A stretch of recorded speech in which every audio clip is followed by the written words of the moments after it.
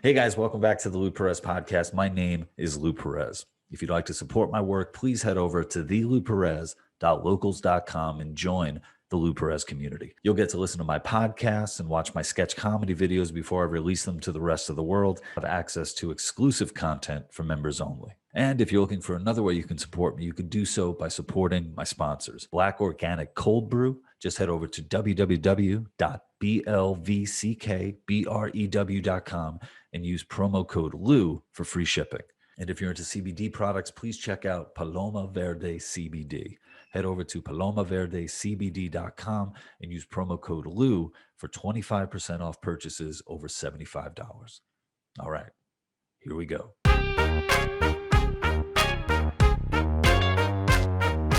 I'm joined by a writer, a politician, an activist, and a good friend of mine, Carla Gericke. Carla, thank you so much for joining me.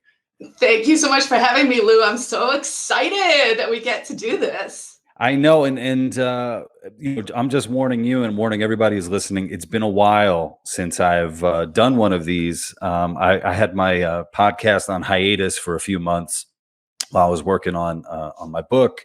So if at any point, you start saying to yourself, "Wow, I think Lou forgot how to talk to people," you understand that it comes from me not exercising the muscle over the period of the last few months. But one thing that I have to say, just having known you for so long, is one of the great things is I could always just kind of sit back and let you roll, because you always have something to talk about, and you've lived a pretty extraordinary life and continue to live it. And before we get to your roots, I guess, I want to talk a little bit about just how you and I met, because we both met in graduate school. So everyone who's been tuning in, and they're like, wow, this guy Lou, I had no idea he was so educated. He has a Master of Fine Arts from City College, and that's where Carla and I both met. It's a true story. Yes. Yeah. I guess, master, they're going to have to change that one too, right? Because I guess you're not allowed to say master bedroom anymore. You have to say main bedroom or owner bedroom, which I'm not sure how that's really better. Right. But so we will just say that we have a graduate degree together from City College, Yeah.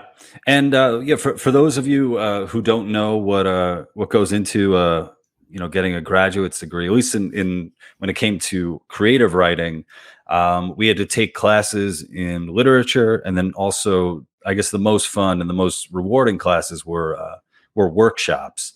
And the one thing that was a lot of fun about those is, for some of them, if you were workshopping your story that week, you were allowed to bring in wine. And, I remember, I forget whose class it was exactly, but we were workshopping my story, and I ended up drinking just so much wine. I guess I was so nervous about what everyone would think of my story that by the end of it, I was drunk away. So. Well, I was pretty much drunk throughout graduate school too, and then drunk throughout maybe my first time here in New Hampshire, and drunk until about 20. When did I quit drinking? 2027 maybe. So that makes sense. 2027. 2017. 2017. Yeah. Yeah, because that would be something if right here you were setting a goal. You're like, look, I got around 6 more years, and then I'm through. Well, how did you get to City College? Because you've been all over the world. So for people who don't know, you're originally from South Africa, and somehow you ended up in New York and at City College, and then later in life in New Hampshire. So how did that start? Sure. So Eric Brakey, who is a senator from Maine who works for Young Americans for Liberty, called me the most interesting woman in the world the other day. So I will try and condense this story for you. But the long and the short of it is, yes, I grew up in South Africa, although I did grow up all over the world, because my dad actually was in the Foreign Service. So I did live in the States when I was little, and in Sweden and, a bunch of other places. And when I was in law school in South Africa, and this was like in the late 80s into the early 90s, my parents actually wrote me in for a green card in the green card lottery, which for folks who don't know is this diversity lottery that the American government does for countries that have a traditional low immigration to America. And my folks were visiting my sister who had immigrated here, and they were like, hey, do you want to be entered into this green card lottery? And I had no idea what they were talking about. I thought they were crazy. I was like, sure, crazy parents, go ahead, do that. And lo and behold, I won a green card. So I was in law school at the time. My then boyfriend, now husband, we were kind of like, and I was like, look, dude, I'm moving. I'm going to America. It's the best place on earth. And I want to go check this out. This is a once in a lifetime opportunity. He was like, well, I love you, so I guess I'm coming with. We snuck off. We got married in secret. Then we had like a proper wedding later. Immigrated to the States in the mid 90s, hit the .com bubble.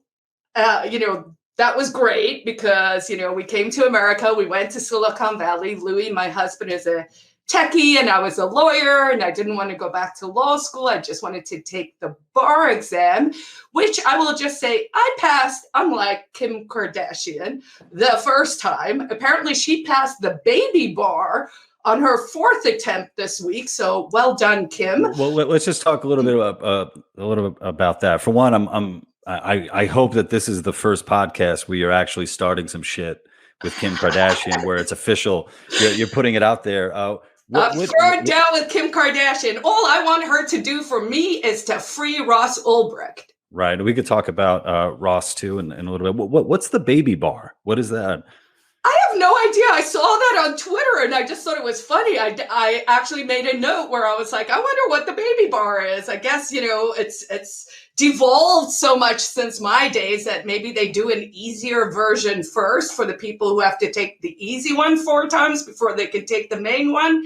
It could have been the bar review, like there's Barberie, which is a course you can take. So maybe she took that just as, like your test before you take the real test. I have no idea. I really have no beef with Kim. So, I'm just joking. I'm trying to work in the jokes here, Lou. Yeah. Well, that's pretty amazing that, you took the bar once and then and passed it. I have a bunch of friends who are lawyers. The one wish my father had for me was that I would go to law school. And I did not do that. I might still have time. He's still around. And maybe he's like, oh, my 40-year-old something son has eventually, has gone to law school and passed the bar. Maybe you could just take the baby bar too. Yeah, I feel like that would be cuter. I feel like who does not want to walk around saying, "Hey, I passed the baby bar." It sounds like a kind of a shitty sequel to Boss Baby. It it's does. Like the third one. It's like, oh, the baby bar, and it's like all these. It's like all the. I wonder if it would be like sort of like all of these either orphans, kids who are trying to get out of their relationships with their parents, and no lawyer will take it on, but then this a baby lawyer will take it on. I don't know. And maybe like the baby lawyer can also be a bartender, and somehow we can work in some kind of mini bar into the mini bar exam.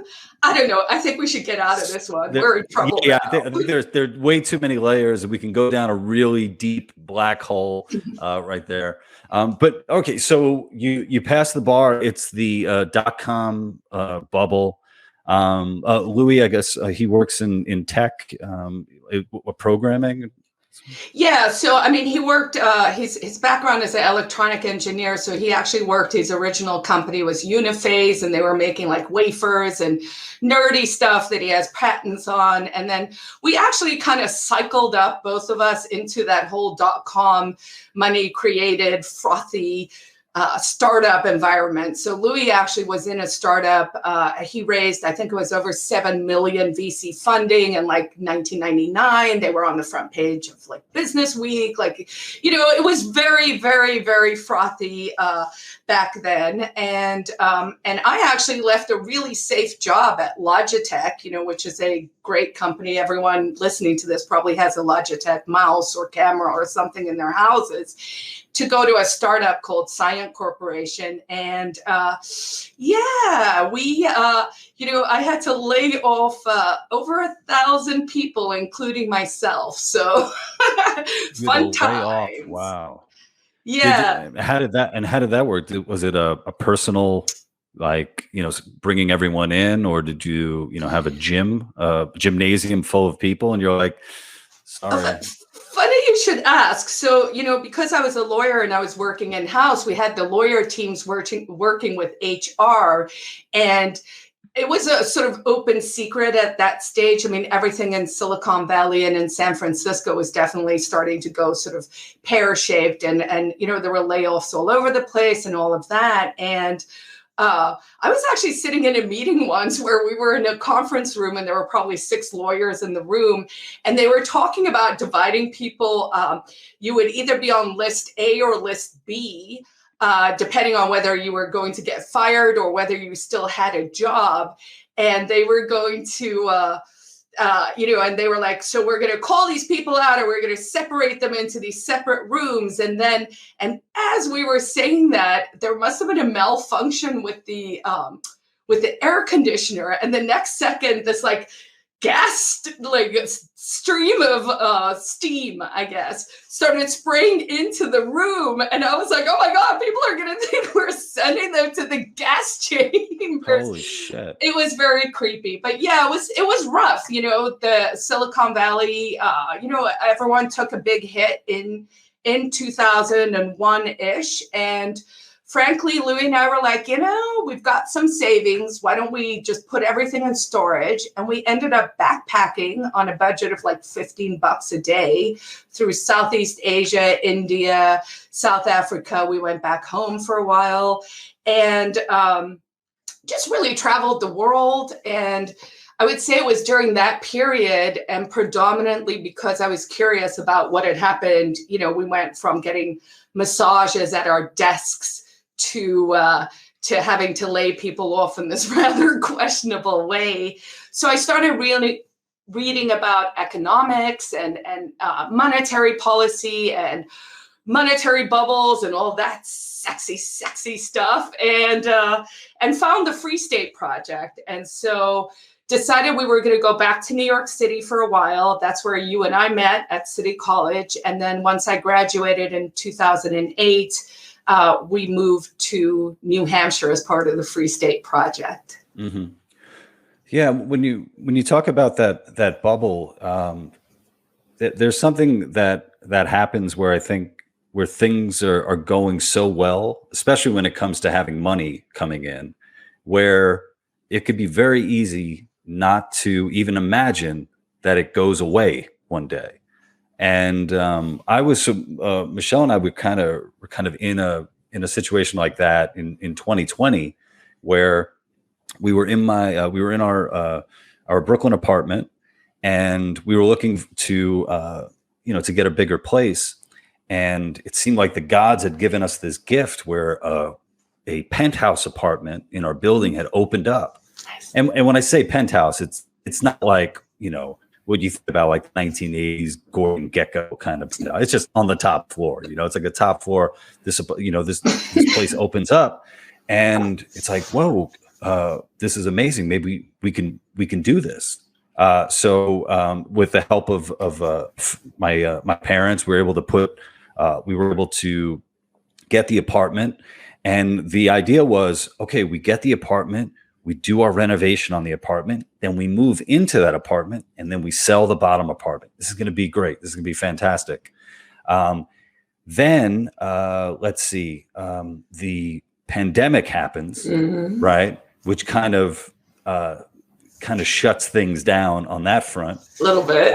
And then the co-op board, who, if you guys are ever in a co-op, everything you do has to go through the co-op board.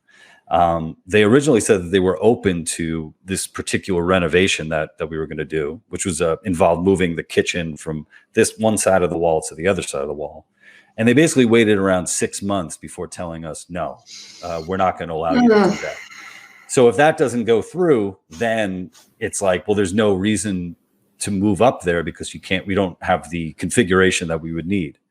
And then, of course, I lose my job, right? So then it's it's like, wait a minute, things were going so well. Like we had this all planned out. We had this all figured out. And now suddenly, everything is just sort of crashing in on us. And I'm not necessarily prepared for it. I might be able to, get by with savings and that sort of thing and being able to pay things off. But just like the, mentally being able to deal with that and to deal with a world where basically all these different facets of it, where I have no control, I can't fix the co-op board to do what I say. I can't sell these apartments fast enough. I can't do any of this. I'm just and it's it's a really, really scary position to be in. And, I bring that up because, getting to know, your friends and you guys up in New Hampshire, you are definitely the kind of people who are kind of ready for shit not to work out. And it's like, okay, we're going to need to take care of ourselves because there's no guarantee that things are going to be wonderful for the rest of our lives. And that's what I found, hanging with you guys up in New Hampshire. Yeah, I mean, I proper preparation prevents poor performance, as my grandmother liked to tell me at least once every day growing up. Yeah. We are prepared, but certainly for my personal journey was sort of, someone asked me the other day, well, sort of how did you come about these anti-establishment or anti-state ideas? And I was like, well, I definitely was always a rebel. And, growing up in apartheid South Africa will pretty much give you a bad taste in your mouth, Yeah. So I sort of grew up with the anti-authoritarian vibe. But honestly, part of my turning point, and this will sound funny, was like the whole Y2K nonsense. Because that was like my first real own project that I owned at the companies I was working for. And, I started as a part-time temp, working for Wilson Sonsini, working in a warehouse, just reading contracts, to, working for Apple, worked on Steve Jobs' deal when he came back with Next. So I worked for like real companies, but for all of them somehow, and I guess it was because I was the youngest person and, crap rolls downhill, I was in charge of the Y2K programs. And I remember when everyone was telling me, and I was going to all these conferences, and they were like, the world's going to end.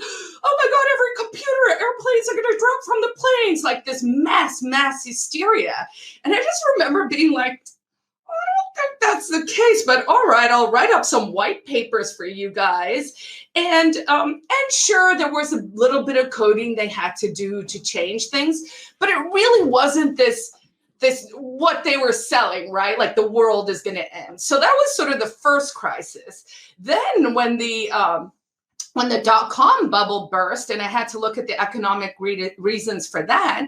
And then, of course, in 2008 with the housing crisis. So honestly, at this stage, and I am, I've earned the gray hair at this stage, but, I look at the younger people in the Free State community, and I think that they are probably a little more stressed than I am because it's maybe their first or their second crisis. But for me, I'm just like, the government kind of likes to do this once a decade. They're managing to level up every time. There's more and more and more and more and more and more control. And now we're probably looking at, honestly, like a global population control program. That's what I believe these vax passports are. So I'm really glad that I'm in New Hampshire. I'm with the community. I can feed myself. I could probably feed some other people.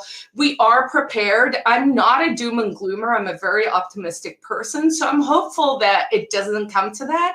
But at this stage, I feel like I'm betting pretty strong to be like, things are not trending towards freedom. Things are certainly trending more towards, I don't know, global totalitarianism.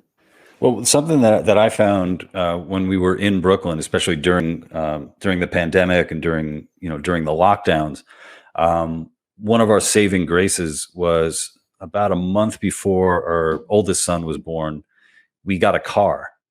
And the car has, for as long as it's existed in the United States, it's been a symbol of freedom. And for us, it really was, because we didn't want to be riding on the subway. I mean, and I wonder if there was a time too when the subways were shut down. I'm trying to remember back what that was like, but we didn't want to be on it, and we didn't want to be at the mercy of whatever public transport was available to us. And having that car just gave us the ability of just hopping in and getting the hell out anytime that we wanted. And it was just, when it comes to people writing think pieces and op-eds and stuff, there's no limit to the bullshit that people will just find 700 words to write about. And I remember just seeing so many pieces about you should get rid of your cars aren't good, citing the environmental stuff, but also citing like, hey, we're all in this together. And if we're in this together, then some people having cars is just not a good idea. And it's there's no way we're going to bring back the subway if people have cars. And it's like, I don't know what the psychology is there. The mentality of, wait, you want to force me to stay near you when I just want to get the hell away from you. And then, eventually we, in April of this year, we made the move and got the hell away from the city. And we have a house and trees and a yard and way too many leaves. Way too many leaves, man. Oh my God. I will tell you, the leaves will get you. We're still, the snow hasn't come yet, and I have one more raking to do before the big snow. Yeah, but I never. I always thought of myself as a city person and wanting to be a city person. But ultimately, it's like the more options you have as far as how you want to live your life, the better off you're going to be. And it's definitely helped me psychologically too, because I was going a little nuts. I'm really glad I wasn't in the city anymore, and part of what city living is, and of course, things change. Young people have a different appetite for what they want. So, I understand it's sort of a spectrum and that different people can be into different things at different times. But, really what I see the city living is for is like, is the social life, right? Like going to the theater, going to bars, going to shows, going outside, doing, walking in the city, really like experiencing that. And so if you're in a dystopian nightmare where none of that is available to you, then it's like, well, if I'm going to be sitting in a basement somewhere, I'd rather sit in a basement somewhere where actually I could go out in the yard and rake some leaves if I need to, So it's all trade-offs, but I'm really, really glad I left the city. We left in 2008 in a blizzard. And I just want to mention, because maybe someone doesn't actually know what the Free State Project is. Yeah, if you could. But the Free State Project is a movement of libertarians and liberty lovers and caps. We're Big Tent. So basically, if your values are liberty forward, which to me means actually just people who embrace other people living their authentic selves as much as you want to live your authentic self, right? So no PC-ness, you take people as they are, and property rights, of course. So we're a movement of people who are concentrating in the state of New Hampshire. New Hampshire was chosen because it's awesome, but it was also chosen because it's, a low tax state, really great quality of living, good public schools still, great quality of life, 4 seasons. We have lakes, we have rural, we have city, we have all of it. And so we've been moving here in droves, thousands over the past 18 or so years. We saw a really big jump in 2008 when I came. We called that the first 1,000 movers. And that was primarily, a wave, I think, that were inspired by Ron Paul and sort of, sound money and like nerdy stuff. And then we're seeing a massive, of course, logically huge wave coming in now. And that is, I think, the next group of people who are really looking for solutions, right? So I think a lot of people have been very frustrated about what happened over the past couple of years. And you can sit around and you can complain about it. You could start a podcast and yell about it, or you can come do something, right? And so for us, we're very solutions based, and we're seeing a lot of families come out and just, be like, okay, let's find a home base where we think we can stand, so that if this is a reality of how things are going to go forward, I think different states are really going to start to do different things. I mean, we are actually seeing that happen, right? That schism. And so hopefully New Hampshire will be this one little free state up in the Northeast. And hopefully, they'll still let the Amtrak run, and then you guys can come escape here if you have to. Well, I'm definitely going to be there for Pork Fest. Awesome. I think I owe you 2 or 3 Pork Fests in a row. For those of you who don't know, it's the Porcupine Festival, and Carla, for those of you watching the video, is Queen Quill. So that that's the okay kind of monarchy. We're okay with that kind of monarchy.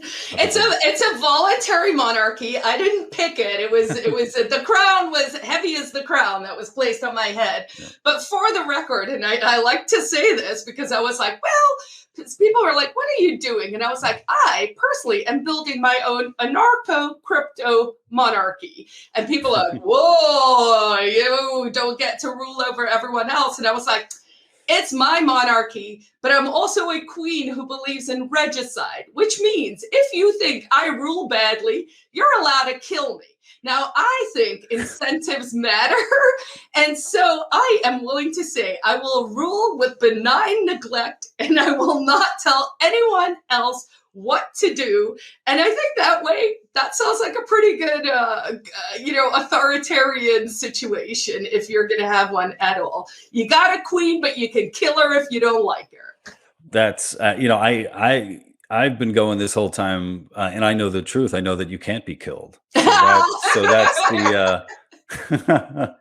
I know that for a fact. What I love is about New Hampshire, and especially over the years, and just like the list of things that you brought up, low taxes, good public schools, and all that. I like when it feels like the places around the country, different states, are competing for people to come and move there, because having moved out of New York, I mean, what sort of became clear to me is like, oh, New York doesn't give a shit about me.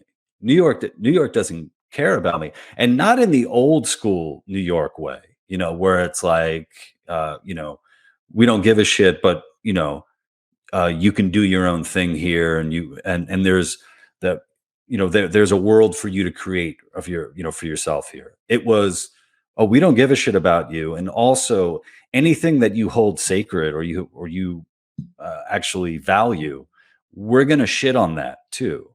So like if you, for example, if you value education, right? New York does have some incredible public schools, especially in specialized schools, magnet programs and all that. Well, if you value that, well, they're getting rid of them, or at least they want to get rid of them. And it's like, oh my God, everything that I love about this city, you're taking away. So I do like the idea of there being other places where it's like, hey, we want you here. We want to make this as attractive a place as possible for you to want to move here. And of course, that was the original, founder's idea, right? If you believe in federalism, it was supposed to be this massive experiment with 50 states doing different things.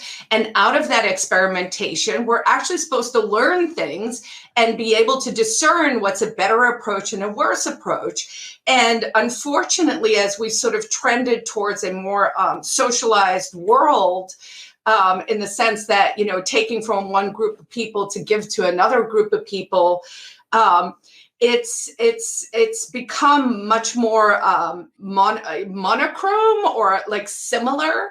And it was that way for a long time. But I think maybe over the past, I think really the gift of COVID, if we have to find a, silver lining in all of this, is that states actually are starting to be a lot more, these are state rights. We saw, different governors respond very, very differently over the past 2 years. And I think we are seeing that trend. People are leaving California in droves. It seems like a lot of them are sort of settling in Texas. I think some of those folks will probably eventually make their way over here. I think what the value proposition of New Hampshire is, there are people who've been building this from the ground up for the past almost 20 years. And so, we have a lot of the organizations and institutions and, people elected, policies that we're bringing in, all of that. And so I think New Hampshire is very well situated to remain this sort of free state in the Northeast. The one challenge is, as you see more socialism, people don't really want outliers, because you don't want one place that's like free and prosperous and doing well and booming economically. Maybe it has less debt, maybe it has sound money, that kind of stuff. That's actually very dangerous to the powers that be. So it's going to be interesting, I think, the next couple of years. I mean, who knows what's going to happen, but here in New Hampshire, we actually have some free staters introduced a secession bill. So there is a bill that will be heard in New Hampshire's State House and Senate that at least has to have a committee hearing to talk about whether we could have states' independence. And that's probably just supposed to be an anchor to try and keep everyone a little more accountable to trend towards freedom. But who knows? So maybe we will start to see that America becomes either way more states' rights, a lot more state nullification of bad federal laws, or eventually I think you could see the balkanization and actual division of the Union. I've been seeing a lot of national divorce. Yeah. Where even, secession has sort of gone away as a word, and national divorce, which that sort of tells you something about where people's minds are, because you hear it all the time. I mean, growing up in New York, the amount of New Yorkers who, look down on places in the South, and say like, oh, these hicks and all that. And it's like, well, it sounds like you don't want to be a part of the same country. And in many ways, I mean, culturally speaking, throughout the country, we are very different. It's wild when you bring that up, that idea. Automatically, I think people just go back to, well, that means we're going to have war. We're going to have to, be killing each other over it. And I don't know. I don't think we have to do that. Well, no, I don't think so either. I mean, why would you want to, using the example of a national divorce? I mean, that's language I've used forever. I've served as the president of the Foundation for New Hampshire Independence since 2016. I just sort of handed off the reins to someone else. But, we've talked about it as a national divorce for a long time. And I think you can take the analogy even farther in the sense that, people will say, well, secession was decided back in whenever, and the court said, you can't do that. And I was like, well, let's parse that out a little bit. So are you saying that if I have an abusive partner, which is what the federal government is, they're an abusive partner who can't manage their money, who goes and bullies and hurts, friends and neighbors, often bullies and hurts you. So they're an abusive partner. And you are saying that the abusive partner's friend who works for them, who gets paid by them, is saying you're not allowed to divorce your abusive partner, says your abusive partner's friend. And I'm like, well, if you parse it out that way, I think we can make a cogent argument, at least, that no, we should be able to divorce if it's not working anymore, and it shouldn't be war. I mean, why would it have to be war? War is so barbaric. It's stupid. It's a waste of obviously human treasure. And the only reason there would be war is if literally the federal government was like, I am an abusive partner and I'm not going to let you leave me, which, I think we all frown upon. If I can't have you, no one else can. Right. Yeah, I'm going to lock you in your basement. I mean, we saw so much of that. I've seen a lot of that language over the last couple of years, right? Where it's sort of like, well, one, the government's literally just gaslighting us at this stage. Two, I mean, they're like, you can't do this and you got to do this and you got to listen to me and consent doesn't matter. And I'm like, all of this sounds pretty bad if you're just looking at it through a lens of what healthy relationships should look like. They should not look like whatever the past 2 years were. And I think it's legit for states to start to say, you know what? No, we're not going to take any more of your crap. And if you make us take more of your crap, we're out of here.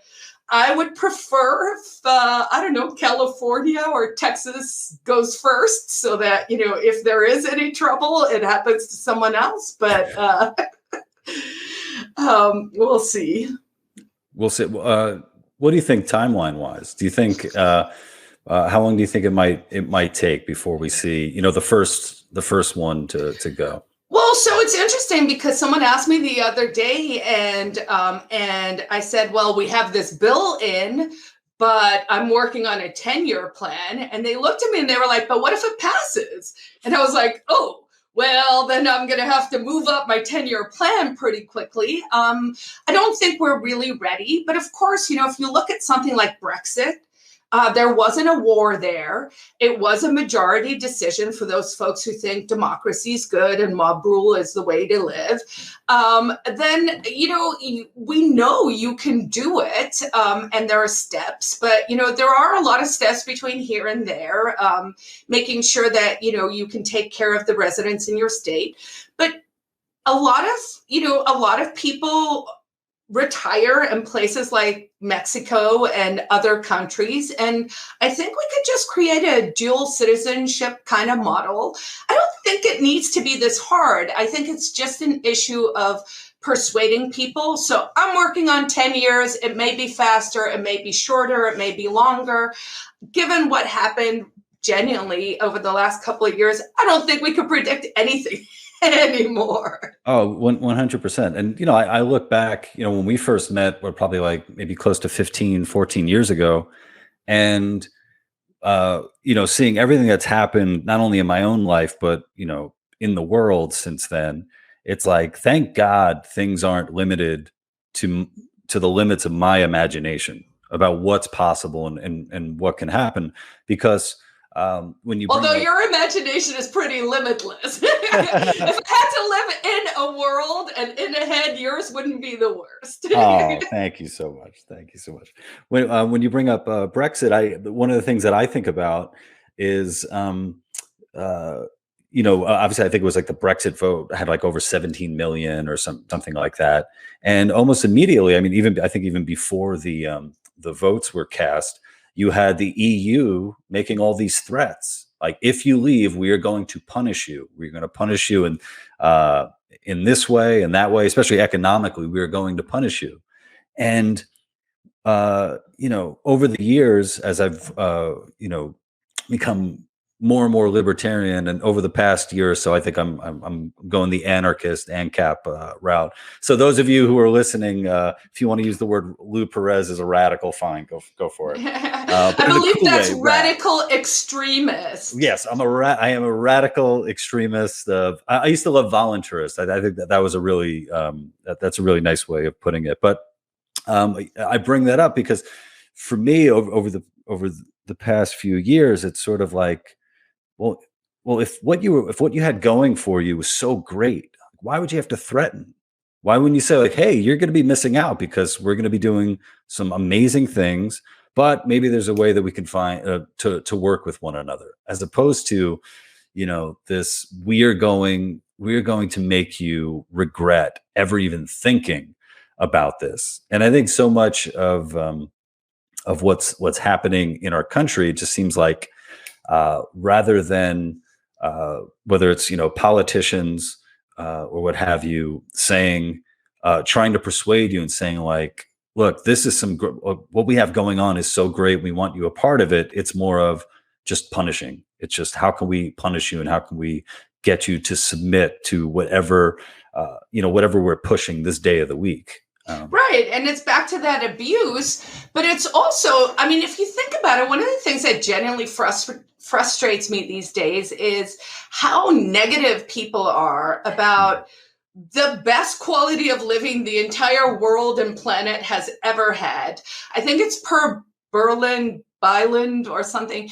Anyway, it's an economist from Sweden, I think he is. And he always says, poverty is the natural state of man. Right. So if we're not dying in poverty, we're already like doing so much better than everything.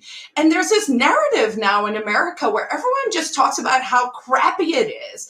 But I'm really more of the mindset that it's amazing and we could just make everything more amazing. So people need to really start to shift, I think, their mindset, both from this sort of victim mentality, which has almost become a disease. I think the last 2 years is really, really, really done us an incredible amount of harm, just in terms of people's own mental health. And so, one of the things I did over the last 5 years from when I quit drinking, I also switched my diet. We got healthy. So that really felt like it empowered me to face these challenges in a different way.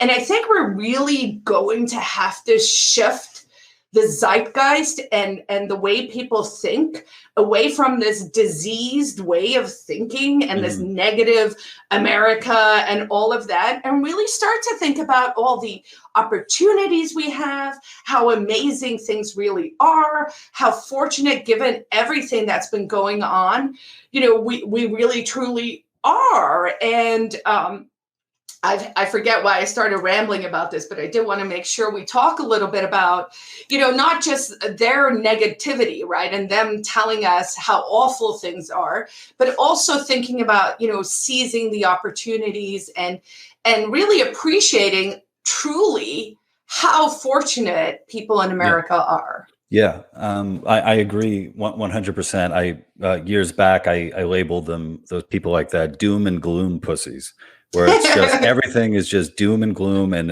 it's like SNL had a sketch, Debbie Downer, where she would just find a way to bring down everything. And I remember it was not too long ago, I read this piece. I don't know if it was in the New Yorker, but it was about a woman who was becoming a mother, and she was so afraid of the future for her child. And she was, almost on that precipice of, do I keep the child? Because look at the world that they're going to be, coming up in. And part of the story that she tells is about being in California during the wildfires, and how scary that was. And it's like the earth is on fire, the planet is on fire. And I remember reading that because I had my son at the same time, at around the same time, and then our newborn almost 2 months ago. And I was thinking, wait a minute, you chose to go to the state with the wildfires, and now you're complaining about wildfires? What's wrong with you? You can go to New Hampshire where there aren't wildfires. At least I haven't heard of one, at least not at the scale of California. You can go to it's like going to a desert, which California is in parts, and complaining that, there's like no water here. It's like, well, why did you go there? There are all these different places where you can go and have an amazing existence without worrying about that stuff. And yet you choose to go there, and then you craft the narrative about how can I bring my child into this world? Well, you're literally bringing your child to that world. Well, yeah. And also, California, again, the market there is so distorted that one of the things that happened there is private insurance companies finally are like, we're not actually going to let you guys build here anymore. They're not willing to insure certain areas, right? So these people, and John Stossel wrote about this years and years ago. I think it was like he was half joking where he said, he owns a property in a hurricane thing, and every 10 years the house gets devastated, and then the federal government gives him more money and he builds another house, right? Like this is how the rich people roll. And so, there's this sort of thing where we've distorted the markets to such an extent that people can put themselves in these sort of dangerous situations where, like you're saying, well, if you don't want to be in wildfires, maybe don't build your house in a known wildfire stretch. I mean, at this stage, it can't be a surprise. If someone, is going to complain about earthquakes in California, well, we have a heads up about these things. So, I mean, I think the sad part is we're breaking people's brains with this negativity, right? Because I think one of the saddest things that we've seen come out of the past 2 years is this fear-forward model, right? So they figured out that that they can snag our attention, and they've taken our attention and they've just basically dialed up people's amygdalias in a way where it's the fight or flight part of your brain. And they've activated that to such an extent that I honestly believe the average person who is consuming a lot of legacy news can actually not think anymore. And I'm not saying that lightly. I think they're in such a controllable state because of the constant propaganda, because of the constant messaging. And I can say, this will sound cruel, but, my folks were watching CNN the whole time, and they had the TV on the whole time, and they were just losing the plot entirely. And my sister and I were like, how can we improve their quality of living? And we were like, we're gonna stop the cable. And my mother has made a remarkable turnaround. She's laughing again. She's joking. Like, it really has changed her to not have that permanent influx of this constant messaging of negativity. I mean, these people who keep saying that they don't want to bring children into the world when it is, again, the best it's ever been. Right. And these environmental people, I'm like, but go look, they've been saying this since, they've been saying it forever, depending on how far back you want to go, but at least since the 70s, the world is supposed to have ended at least 5 times because of environmental crises. And you know what? The sea level still hasn't risen. This reminds me of some years back when I was making videos, making fun of like trigger warnings and safe spaces and that sort of thing. And I remember being at an event, and a college student came up to me and challenged me about trigger warnings in particular. And look, I was making sketch comedy about it, right? So obviously I was going after the stuff and trying to find the gag there. But then after talking to her and thinking about it, one of the things that became clear is that for a lot of young people, unfortunately, they don't feel safe. And they don't feel safe in a number of different ways. They don't feel safe with ideas that make them uncomfortable. And that is not going to have, no good is going to come out of that, for them. And then, recently I was working with a friend on a project, doing some sort of man on the street interviews. And I interviewed a couple students from NYU. One of the kids was 19. I think the other one might've been 20. And I did these interviews outside, sort of randomly, anyone who would talk to me. It was really hard getting people to talk to me. It was freezing out. It snowed at one point, and I'm just like, oh God, what a bad idea. Well, trying to do this today. But the 2 guys who talked to me, both of these kids were double vaxxed. So they both had their vaccinations, and they were both wearing masks outside, right? And they weren't wearing masks outside because it was cold. They were wearing masks outside because they saw it as their duty to wear masks outside and to be safe. And I asked them, like, well, how often do you wear the masks? And both of them said, once they leave their dorm, their masks are on. So you have these two young men who are both vaccinated, wearing masks for most of the day, even outside. And it's like, I can't imagine, for one, I can't imagine being 19 again, because that would just be. I can't. My tits would be up here. I'd be like, hey, Carla, look, this is a family show. You gotta put them down. But sort of like this safetyism, this overcautiousness in almost every single facet, and then viewing anybody who you disagree with as your fucking enemy. As your enemy. I mean, that can't feel good. I mean, that just can't do you any good. If every, and this is how it was in Brooklyn for me. Every time I walked out of my apartment, I was ready for a fight, either with some asshole homeless guy or some asshole neighbor or whatever. And like, being away from that is just, I'm like, thank God I don't actually have enemies.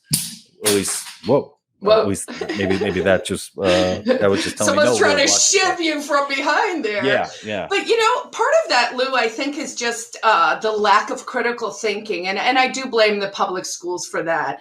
I watched a documentary the other day, and they were interviewing a lot of, they were mostly high school students, and it had to do, it might even have been the social dilemma, although I don't know. Anyway, it was something about social media usage and teenagers.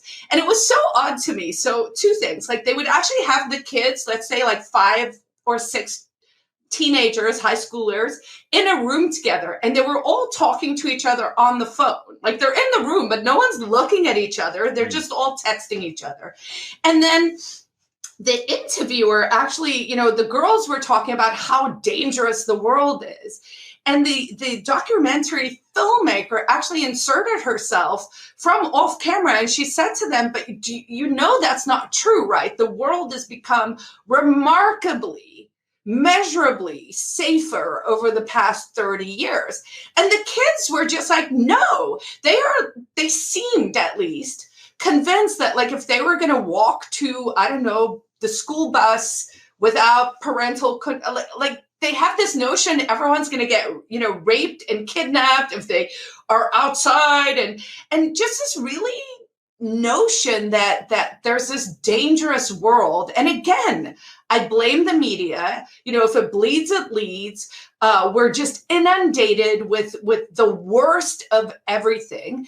If you actually think about the world we've created in terms of having too many laws and regulations, it's because we write these laws to try and deal with something that's usually like a really extreme outlier, like a really, really bad thing happened because, let's say, like some drunk guy, was in a car accident and killed a mother who was pregnant, right? And now we got to deal with that. Now you make that your anchor, but I'll use a different example. I remember when we just moved to America.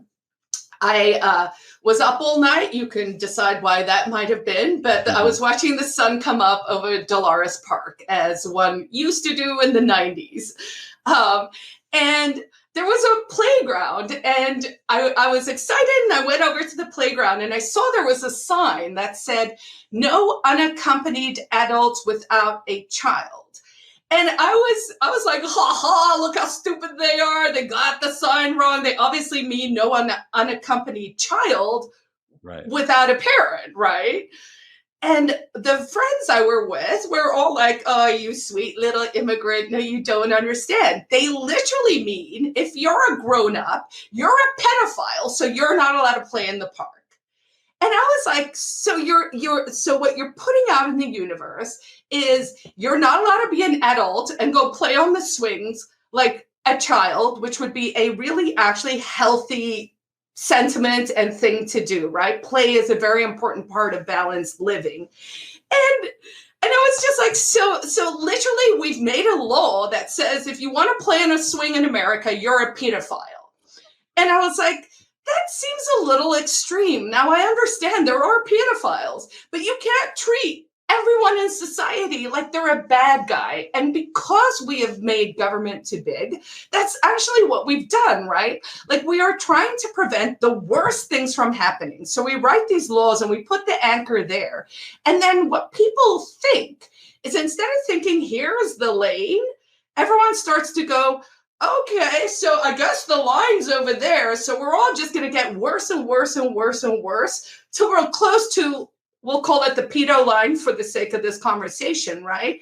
So that should be the outlier. But when you draw the line there, everyone starts to move their behavior towards the outlying line. And I think that's where we are with safetyism as well, is people have just decided the world's this extremely dangerous place. But the reality is, it's not. The world has become much safer, and we should be so much happier. I don't understand why the entire world is so miserable. Everyone needs to eat more bacon. Maybe that's what's wrong with the world. How would you describe, your diet? Are you paleo? Are you keto? What do you do? Yeah, so I mean, I'm low carb, medium protein, high good fats, right? It's paleo, it's keto. It's also Christmas time. There may have been a pie or two I shouldn't have eaten. I think there's this one woman who hates me who may have even put a hex on me. So I was like, I don't know why I gained like 4 pounds and I cannot shake. And I was like, damn it, did she put a fat spell on me? But yeah, I would say I'm keto. I have been doing it for a long time, but about 5 years ago, I got really serious about it. I actually had personally, because we were both at City College. I don't even know if you know this story, but when I left, so one of the things I was kind of, I guess, anti-vax at that stage already, right? Like I was just like, I don't really want to do this. I don't feel like I need to. As an immigrant, you're vaccinated a lot. But City College had a policy that said you have to prove that you had an MMR vaccine, the measles, mumps, and rubella vaccine. And I didn't want to get it because I knew I'd gotten it when I immigrated, but I couldn't find the paperwork. So I went through the whole program and I never got it. And I thought, oh, I'm so clever. I gamed the system. And then we were leaving for New Hampshire. So this must have been January-ish, 2008. And I actually went because I knew I wasn't going to go to graduation. I went to pick up my degree. And when I got there, they were like, oh, we see in our records, you never showed us your proof of MMR vaccination. And I was like, yeah, I know, but it's the program's over. I've gotten my degree. We're all done. I didn't give anyone measles, mumps, or rubella in my time here. So we're good, right? And they were like, no, we refuse to issue the degree unless you bring us proof. And I was just kind of in a catch-22. We were moving soon. I was pressed for time. And I was like, how bad can it be? I'll get it. I will tell you, I never had allergies. Before that, I moved to New Hampshire. I suddenly had allergies. I gained a lot of weight. I got rheumatoid arthritis. I had a lot of autoimmune issues. And I understand causation is not correlation, all of those things. But I will tell you, I can't really put my finger on something else. So I feel, for me at least, and this is just my personal experience, that switching to a healthy diet, getting rid of sugar. Sugar is in everything. Wheat is in everything. I blame the FDA. The food permit is junk. Wheat and soy and sugar subsidies, the government has created this obesity crisis. We know that COVID affected the obese and people with diabetes the most. That means that we need to, as people, get healthy. So when people are like clamoring for healthcare and universal healthcare and wear your mask to keep me healthy and all of that, I'm like, but then in return, I'm going to ask you that you need to get healthy, because I can tell you the chain smoking fatty who told me to put my mask on can go. Well, it's a family show, so know. It's a family show. I watch this with my children. Well, I remember. We talked before. I am vaxxed. When I came up to do a show in New Hampshire, it it was such a blast. Nobody there had COVID, as far as I know. I didn't get rubella or mumps or measles or anything like that, so I appreciate that. Rubella, mumps, and measles stay. What happens in New Hampshire stays in New Hampshire. But you know, as you know, I'm vaccinated, and when they first came out, you know, for one, I was waiting for my parents to be able to get it because that was important for them, and then I was waiting so I can get it so I could be around my parents or feel comfortable being around my parents. And then there were all these different, you know, categories of people who were next in line, right? So before I was allowed to get it, it was like, oh, if you're a smoker, you're allowed to get it. And I was like, what the hell? What are you talking about? Why? You know, it's like, here I am not smoking, trying to, you know, to lose weight, not to put on COVID pounds. And then these are the people who are getting it ahead of me. Incentives matter, right? Is the bottom line. And so what we've done is we've actually created a system where the incentives support bad behavior. The worse healthy you are, the more unhealthy you are, the more diseased you are. I mean, I'm not sure if the jab's a reward. You know, time will tell. But you know, and I think it probably works differently for different people. I mean, I do know that, you know, both my parents also got vaccinated and they both had adverse reactions. And so maybe it's just something in, you know, the Gericke blood that's just like, yeah, no, we don't want your stuff. Yeah. And I think that's important too, to be able to just have honest conversations about it. And I'm sort of in the position where I guess, you know, people are just so used to, you know, just this dichotomy where it's like either you're vaccinated or you're anti-vax, and they don't know what to do with people like me. I'm like, yeah, I'm vaccinated, and I want to know if it has affected people, you know, if it's had adverse effects on people, because I think people have the right to know that. Well, yeah, I just don't think where we are currently has anything to do with medical ethics. I don't think I don't think you could have this kind of radical human experiment, because that is what is going on. We are in clinical human trials with an emergency authorized new gene therapy. So, I mean, it's all new, right? And I don't think I personally would have been more comfortable with the entire situation if we weren't censoring half the conversation, right? Like, I'm not pro or anti anything. All I am is I'm curious and I'm inquisitive, and I want to get as much information as possible to be able to make informed consents. Well, we are not currently in a situation where there is any kind of informed consent. And I think, and I would actually, like, I would serve on a tribunal for this. Currently, I believe Fauci is violating the Nuremberg Code, and that man should be fired and probably thrown in jail. Wow. Well, on him, I you know, just even from like a PR standpoint, I mean, he's become such a divisive person. You would think it would behoove, you know, those in positions of authority to have him take a step back and bring somebody else up. I mean, it seems like every time he says something, it's just, you know, he's upsetting more people and all that. Well, you would think that, but of course he is the highest paid federal employee in America. So I posit, and I'm willing to support this, I do not think you rise to the top of the federal government without being absolute corrupt scum. And we know he is, sorry, your entire episode is about to get banned. What do you want? No, I was actually going to say that. We are talking about, like, you know, things being censored and all that. No, it should be fine. And well, you know, you say that, but I've had like 3 or 4 of my rinky-dink, you know, public access shows are being taken off YouTube for talking about these things. I mean, I don't think it's as innocent as people say. You know, I was interviewed for my book, which we should not neglect to talk about. And I have mine as well. Awesome. I was interviewed on book. Let's plug it right now. We'll plug it right now. Yes. The Ecstatic Pessimist. Stories of Hope, mostly.